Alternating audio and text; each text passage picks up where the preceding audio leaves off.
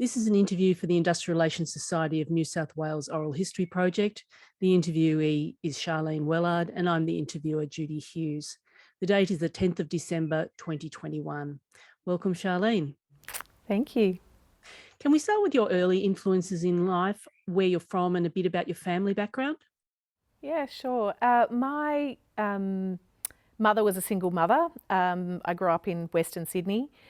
She worked really hard, but I think my early influence was watching her not only work hard but thrive at work. So my brother and I were her first priority, but it was always really exciting to watch her come home and see her progress through her career. And as a young person, I had no idea of the challenges that she must have faced as a single woman in the 70s and 80s, progressing a career and raising children. So she was my early influence and my inspiration to get ahead in life. I am the first person in my family, from either side of my family, to go to university, and that was my mother, pushing me to get the education and to take advantage of the opportunities that she didn't have. So that was my really early influence. I have to say was primarily my mum, and then career-wise, my path to industrial relations was not a straight one.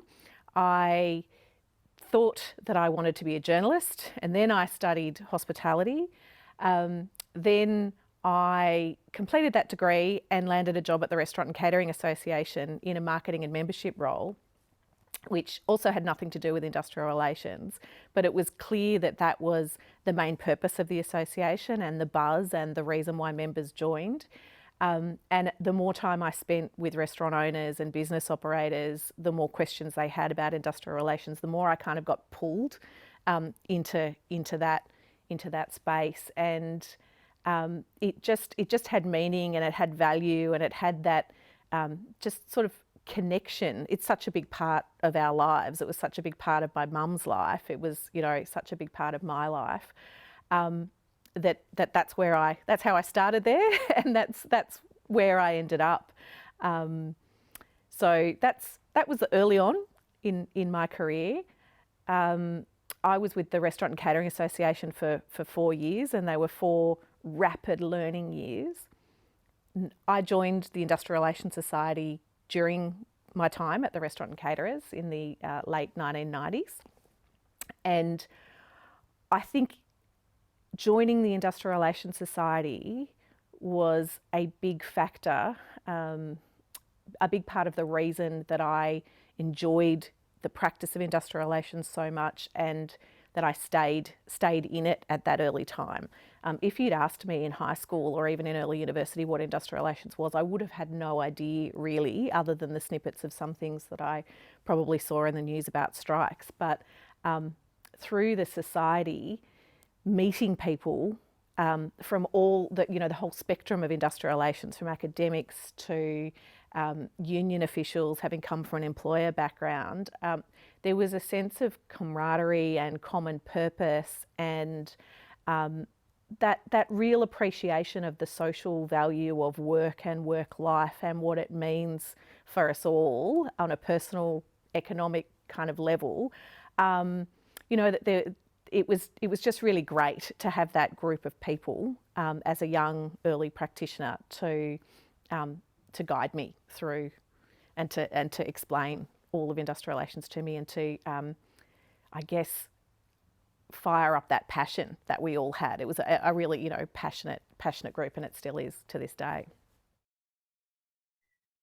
And what was your mum's work? So mum had a number of jobs. Her main job was typically a sales job in the daytime, and she had the gift of the gab. So she was really she was great at sales, great at achieving goals, great at meeting people and working with people, and she thrived on that. So she was really successful in those roles. I remember the day when she was given a company car, and it was just, you know, the most amazing thing that we had a new car in the driveway instead of the old station wagon Holden brown thing that we'd had since we were kids. So that was her main job, but she also worked bar work at night. She worked cleaning jobs at night. She worked hard doing a whole lot of other jobs, but I watched her really enjoy you know, the sales role and progressing, and you know, coming home, and I could see her face light up when she worked, and the joy that her progression in her career brought her. And I think as a young girl, it's really important to see your mother work, and I think it's really important that we do more in the field of industrial relations to enable women to work and raise a family. And my actual personal view on that is that in order to enable women to do more, what we need to do is encourage men to do more in the home front, or enable them to do more, and support them to do more, both financially and, you know, the removal of stereotypes, and just setting up the support networks and the group and all of the things that mothers and women rely on, that just doesn't seem to be there to the same degree for men. So I think the next step in the advancement of women is in the advancement of men on the domestic front. And just going back to your career then, from the Restaurant and Caterers Association, what happened from there? Yeah, so I was at the Restaurant and Catering Association for about 4 years. On the 1999, the lead up to the Millennium New Year's Eve, an application had been made by various unions, including the Liquor, Hospitality and Miscellaneous Workers Union, to turn what was a Friday night, the New Year's Eve, into a part-day public holiday, so that workers working on a very significant day would get the benefit of a penalty rate. Most of the employer associations had consented to variations in the various awards to enable that part-day public holiday. The Restaurant and Caterers Association didn't initially consent. It took them a while before they withdrew their opposition. And we were really down to the 11th hour before the Restaurant and Catering Association accepted that day would be a part-day public holiday. It's a very diverse sector, some small businesses, some restaurants that were clearly going to be open, you know, on the waterfront, and, you know, have big functions that were likely more able to afford paying their staff a higher rate than, you know, small businesses in the suburbs. So there were good reasons for the opposition, but on that day, about a couple of days before, I think, we were before Commissioner Liz Bishop in the Industrial Relations Commission of New South Wales, down at what at the time was called Xerox House and became Flight Centre House. We were down there. I remember John Barry from the Liquor, Hospitality Miscellaneous Workers Union shouting, you know, everybody else has agreed, you need to agree, and there was some pressure to agree. And ultimately, Commissioner Bishop said, I want everybody who's on the party card to come down here at 3 o'clock and I'm going to determine this matter. And the party card in those days had almost every employer association on it. So the retail traders turned up, and the Chamber of Commerce turned up, and the Australian Industry Group turned up, and Employers First, and I won't even go on with the big long list, but there were lots of industrial relations practitioners from all of the associations that were there. During those proceedings, the Restaurant and Catering Association consented to the application. When the proceedings concluded, and this is why I truly love the industrial relations community, it was at that time that a couple of the practitioners from other employer associations came to me and said, look, if you're looking for something else, here's my card. and I had been at the Restaurant and Catering Association for 4 years. It was a wonderful experience, and I learnt so much, but it was time for me to move to a bigger place. So I was given a card by Lyndall Dean, now Deputy President Dean of the Fair Work Commission. She was working for Australian Business Lawyers at the time, which was the law firm attached to the New South Wales Business Chamber. She gave me her card. I called. I had an interview.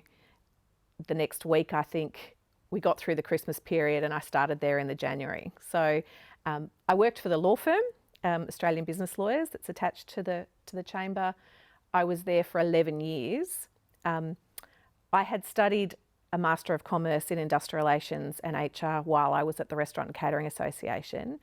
When I went to Australian Business Lawyers, they offered me the opportunity to study law and that they would support me through that. So I started my law degree and completed my law degree at the University of Technology, Sydney, part-time while I worked at Australian Business Lawyers. And I was fortunate enough to be there for 11 years, starting as an industrial advocate and being a partner in the law firm by the time that I finished. And again, in those early years there, while I was studying part-time, it was at a time where, because primarily, I guess, because of the complexities of industrial relations and the move away from negotiated outcomes to legal battles, or the move towards that, that a lot of industrial relations practitioners were gaining legal qualifications. And at that time, UTS really supported the study of industrial relations as part of the law degree. So there were lots and lots of electives. And that was great fun too, because there were union officials and people that would go on to work in law firms and employer associations. It was almost like an industrial relations society meeting at each university lecture that we had, because we had a group of mature age people who were studying together, but all passionate about industrial relations. So it was a law degree with a very big IR focus. So it was lots of fun.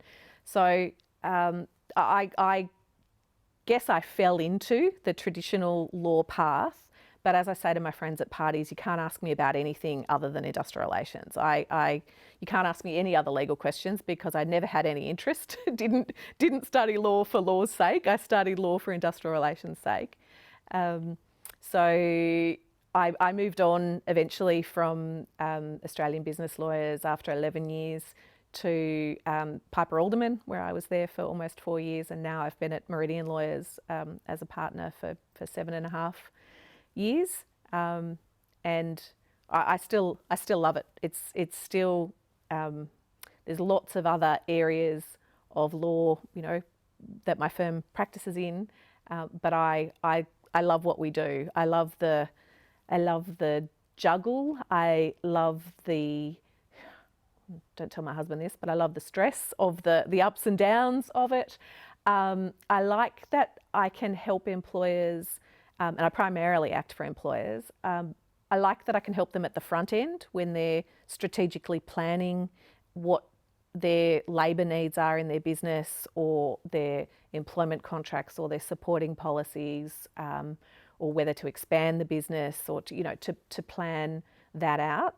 But I also love that I can provide sounding board advice to get them out of trouble, or to guide them through. And I really love the litigation. So I really love, probably goes back to that original restaurant and catering, the feeling of the ability to help and value. I love being able to work through the process of litigation to get an outcome that is either fair, or that they can accept or live with or resolve. I like the problem solving part of it. And how helpful was it having that background in industrial relations before you studied law? It was essential. I would not have studied law but for the industrial relations background that I had. It was, the study of law to me was to supplement and support what I knew in industrial relations, and because industrial relations was moving into more legal battles from those, and away from, or less so, the negotiated roll up the sleeves, have a strike, do the deal at the pub at the end of the day, and kind of move on, and much more the legal technical points that were being taken. I think it was really essential to study law and have that additional knowledge and approach on top of industrial relations. So it was incredibly, incredibly beneficial. But as I said, I fell into it. I never intended to be a lawyer. I still, all these years later, don't really think of myself as a lawyer, aside from having to, record my billable units in every hour of my day. Aside from that, I am an industrial relations practitioner first, and the legal, being a lawyer supports that. And can you talk a bit about your time with the IRS, the leadership roles you've held, and your observations over that time? Absolutely. So I have been on the executive committee of the Industrial Relations Society since about 2000. So when I started with the Australian Business Lawyers, Dick Grosier was there. He is a life member of the Industrial Relations Society of New South Wales now. And he really strongly encouraged me to get onto the executive committee. I am a person who likes to share their views and likes to do things and to get things done. And he said he was looking to come off, having been on the committee for quite some time. And so he was looking for that kind of generational succession plan change. And he said, you should come on, I'll stay with you for a couple of years and then, see how you go. And so that's how I started on the executive committee. There was an opening in the management group. So the executive committee of the society is designed in its structure so that it has 4 representatives from each of the groups that the Constitution provides for. So 4 academics, 4 from government, 4 from employers, 4 from unions, 4 from students, and 4 legal professionals. So there was an opening in my group and I started. I was on the executive committee for a couple of years before the assistant secretary role became vacant. And the secretary at the time, Christine Badcock from APESMA, said to me, would you take this on? I do all of the heavy lifting. You really don't need to do much. And so I stepped into that role for a couple of years. Christine went off on a couple of holidays, came back from those holidays and said, I think that it's time for a sea change. Christine's also a life member of the society now. She said, I think it's time for a sea change. I think I'm going to move to the Yukon Territory in Canada and raise dog sled teams.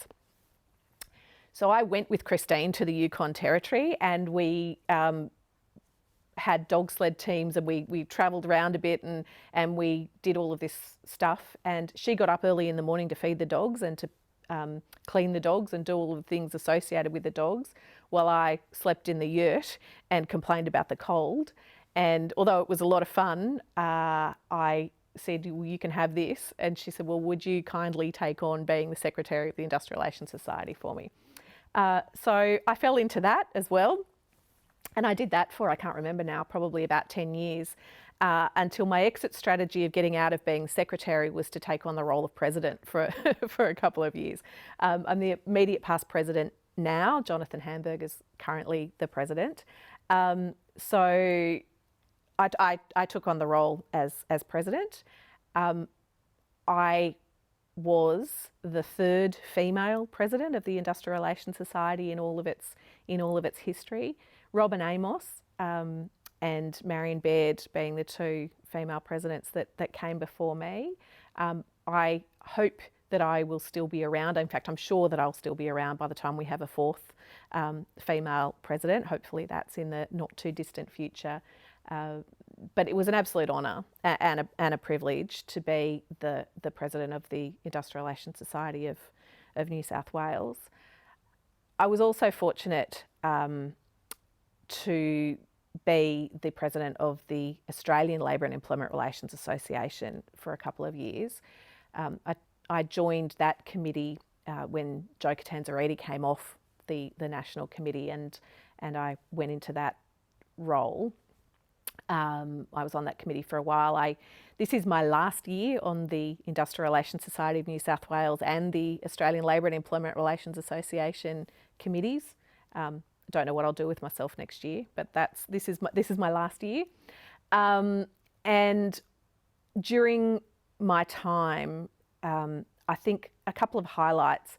The Australian Labour and Employment Relations Association hosts a conference every second year, or holds a conference every second year, and one of the state societies is the host. In 2016, New South Wales hosted. It was held at Pier 1 at the Rocks. We had, coincidentally, it was during the Vibe Light Festival. So during our evening dinner, we had a boat parade of lights come past us. We had Marion Baird was the president of the society at the time, while I was the national president. So it was fantastic because we got to work together side by side in, organising the conference and presenting the conference, and it was just a wonderful time. We had delegates come in from all over the country. It was an incredibly successful conference, and an absolute highlight in terms of my time with both the New South Wales Society and ALERA. It's been an absolute joy and a real highlight. The other highlight with ALERA, with the National Society, for me is up until recent years it was an unincorporated association with a fairly informal structure, and responding to the challenges of the current day, and to ensure that the National Association is not just in safe hands, because I'm sure it's in safe hands, but governed in a way that enables it to be looked after by each new group of people as they come through, because we're all volunteers and we all take it on for a little while. So setting up a rule structure, and more recently having it going through the process of registering the National Association as a charity. And what that actually means is that in addition to supporting each of the state societies, ALERA will have a broader role in actually looking at what it can do to support industrial relations as a field across the country, consistent with its charitable purpose. So that was another real highlight. A lot of hard work and a lot of fantastic support and help from members of the ALERA team across the country in getting that done. But again, an absolute highlight for me. Can you just explain briefly how the New South Wales Society was formed, how it fits in with the national organisation and each of the states, how that all works together? Yeah, look, I understand there's some debate about whether the New South Wales Society or the National Society came first. I think that at the time that the society was established, it didn't really matter, but it did start in New South Wales. I think New South Wales rightly claims that it came first, and the Industrial Relations Society of New South Wales is the longest formed, longest running industrial relations society in the country. ALERA, the role that ALERA or the National Society plays look, I'm not even sure how to describe it, in that it's not a conventional federated structure. We don't all fall under the same set of rules. It is genuinely each of the state societies, who each run their own business, coming together collectively for a common purpose, because we all believe that there's some benefit in doing that, and looking at industrial relations across state borders and from a national perspective, and cooperating and leveraging off what each other are doing. And I have to say, during the pandemic, one of the things that has really emerged is the use of technology to deliver seminars and presentations. And we've all gotten better at doing that, and all of the state societies have gotten better at doing that, and the membership, I think, have become more accepting and willing to have presentations in that way. And what it's enabled us to do is actually to tap in to, you know, I can attend a session that's run by the Industrial Relations Society of South Australia or by Queensland or by the other branches. So it's really enabled us to stay local in focus so that we can, or local in connection, so that we can still have connections, and fostering those discussions and camaraderie at a local level that I think is really integral to the success of each state body. But to get that national focus and to leverage off each other and to offer more to the membership of each of the state society groups by that connection through ALERA and the offering of the, you know, what we offer, what each state offers to each other. ALERA also is the publisher of the Journal of Industrial Relations, which is provided to all members of every state society, including the Industrial Relations Society of New South Wales. And that went online in the last couple of years, so now members can get back editions and get the Industrial Relations Journal whenever they need it or want to access it. So there's a group of state societies who all decide to come together to sit on the ALERA committee, and each state has 4 delegates. The presidency of ALERA rotates between those states, and then ALERA has a seat on the committee of ILERA, the International Labour and Employment Relations Association, and the president-elect of ILERA is Professor Ray Cooper from Sydney University, and in 2027, Australia will host the ILERA World Congress, which is also very exciting, supported by ALERA and the relevant states. We don't yet know where it will be.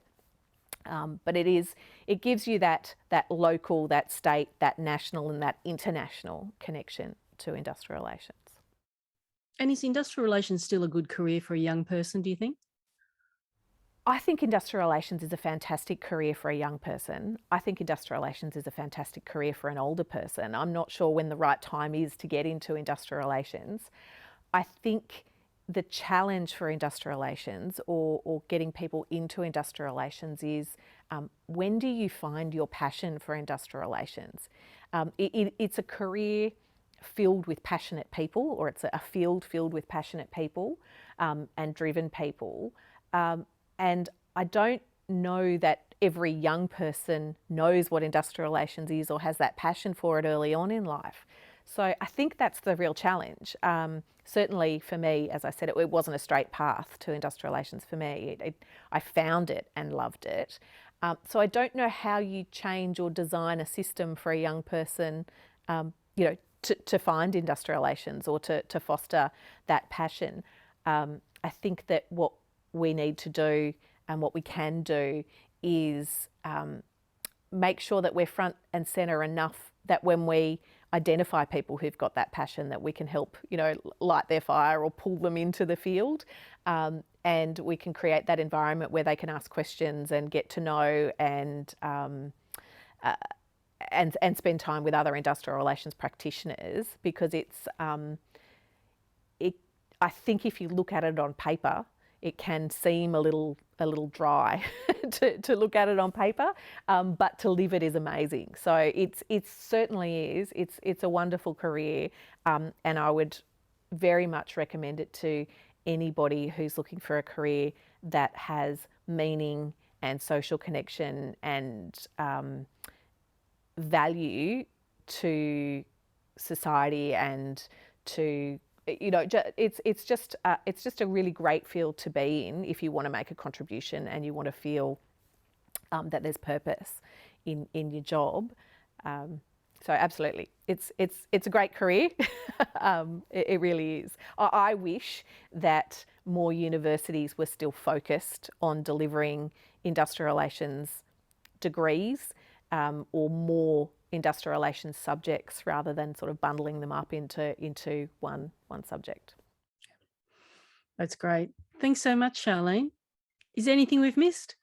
No, that's fantastic. Thank you. Okay, thanks very much. Thank you.